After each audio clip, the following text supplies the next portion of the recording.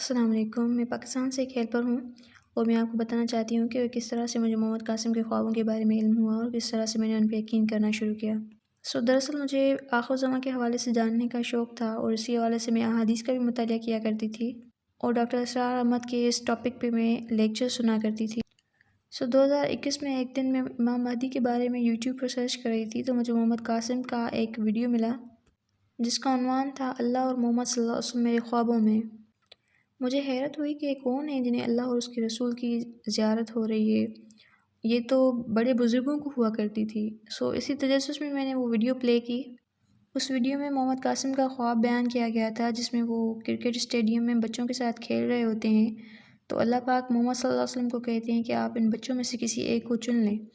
تو اللہ کے نبی محمد قاسم کو چن لیتے ہیں۔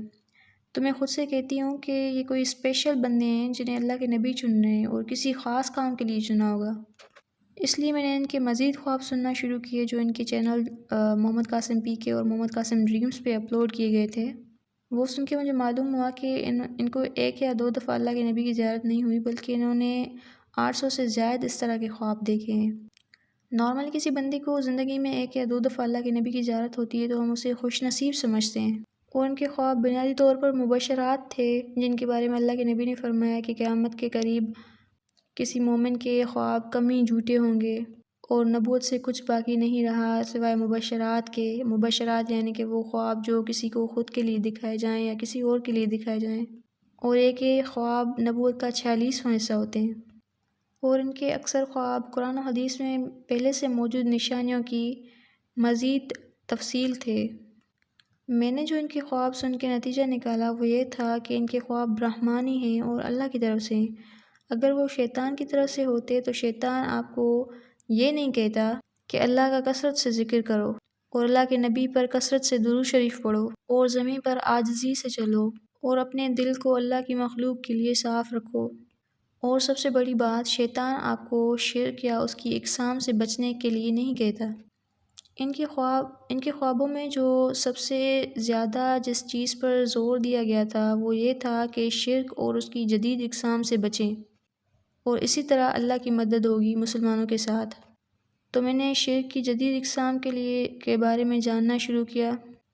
آپ یقین کریں جب مجھے شرک کی جدید اقسام کے بارے میں معلوم ہوا مجھے حیرت ہوئی۔ ان میں وہ بھی چیزیں شامل تھیں جو ہم اپنی روزمرہ کی زندگی میں کرتے ہیں اور انہیں شرک بھی نہیں سمجھتے، جیسے ایموجیز کا استعمال، جیسے آرٹ اور کلچر کے نام پہ اپنے گھروں میں تصاویر لگانا، جانوروں کی یا انسانوں کے مجسمے رکھنا، اور تصاویر تو ہر جگہ پائی جاتی ہیں، بل بورڈ سے لے کر ہمارے کپڑوں تک، ہمارے استعمال کی چیزوں پر، حتیٰ کہ کھانے کی چیزوں پر بھی آج کل تصاویر پائی جاتی ہیں۔ یہ سبھی شرک کی جدید اقسام ہیں۔ محمد صلی اللہ علیہ وسلم نے فرمایا تھا کہ اس گھر میں رحمت کے فرشتے نہیں آتے جہاں کتا یا تصاویر ہوں، اور ایک دفعہ حضرت عائشہ کے گھر آپ تشریف لے گئے تو وہاں ایک چڑیا کا مجسمہ بنا ہوا تھا پردے پر، تو آپ نے وہ پردہ غصے سے اتار دیا،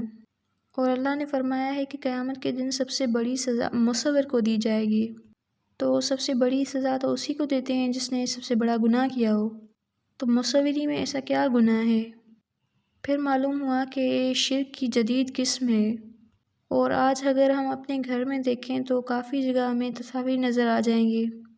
کس طرح سے شرک مسلمانوں کی زندگی میں شامل ہو گیا ہے۔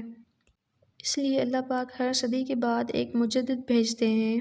تاکہ وہ اسلام کو ہر اس گندگی سے پاک کر دے جو وقت کے ساتھ اس میں شامل ہو گئی ہو، اور چونکہ اس امت کی عمر 1500 سال ہے تو آخری صدی کے مجدد امام مہدی ہی ہوں گے، اور محمد قاسم کے خوابوں میں موجود نشانیوں سے یہ صاف واضح ہے کہ امت مسلمہ کی تنظیم نو کا کام اللہ پاک انہی سے لیں گے۔ محمد صلی اللہ علیہ وسلم نے جتنی امام مہدی کے بارے میں نشانیاں بیان کی تھیں وہ سب محمد قاسم پہ پوری آتی ہیں، جیسے کشادہ پیشانی، اونچی ناک، مہدی کا مشرق سے ہونا، خراسان کی زمین سے، اہل البیت میں سے ہونا، شرم و حیا کا پیکر ہونا، بنی اسرائیل کی ظاہری صورت پر ہونا، اور ان کا اخلاق اللہ کے نبی کی صفات پر ہونا، اور سب سے بڑی نشانی یہ ہے کہ یہ کبھی دعویٰ نہیں کرتے، حالانکہ آج تک جتنے بھی کذاب آئے ان سب نے دعویٰ کیا، اور محمد قاسم اتنے ہمبل ہیں کہ وہ کہتے ہیں انہیں لگا ایسے خواب سب کو آتے ہوں گے اور کوئی بھی شیئر نہیں کرتا ہوگا، اور وہ اپنے خواب لوگوں تک صرف اور صرف اس لیے پہنچا رہے ہیں کیونکہ اللہ نے انہیں 2014 میں خوابوں کو شیئر کرنے کا حکم دیا تھا تاکہ لوگ انہیں پہچانیں کہ وہ کون ہیں۔ ان کے صداقت کی یہی بڑی علامت ہے کہ وہ کبھی مہدی ہونے کا دعویٰ نہیں کرتے، حالانکہ لوگ انہیں کہتے ہیں۔ ان کے خواب سن کر یا کچھ لوگوں کو خود خواب میں اللہ کے نبی کی زیارت ہوئی ہے کہ محمد قاسم کے خواب سچے ہیں اور یہ میرے بیٹے ہیں اور جا کے ان کی مدد کریں۔ دنیا بھر سے مختلف قومیتیں رکھنے والے اور مختلف زبانیں بولنے والے لوگ جو محمد قاسم کو پہلے نہیں جانتے تھے، انہیں خوابوں میں اشارے اور واضح احکام آ رہے ہیں کہ جائیں اور محمد قاسم کی مدد کریں کیونکہ وہی مستقبل میں امام مہدی کے منصب پہ فائز ہوں گے۔ ان کے خوابوں میں اکثر آخر الزمان کی علامات اور قیامت کی علامات کبریٰ شامل ہیں، جیسے اسرائیل اور فلسطین کی جنگ، یہودیوں کے ہاتھوں مسجد اقصیٰ کو منہدم کرنا،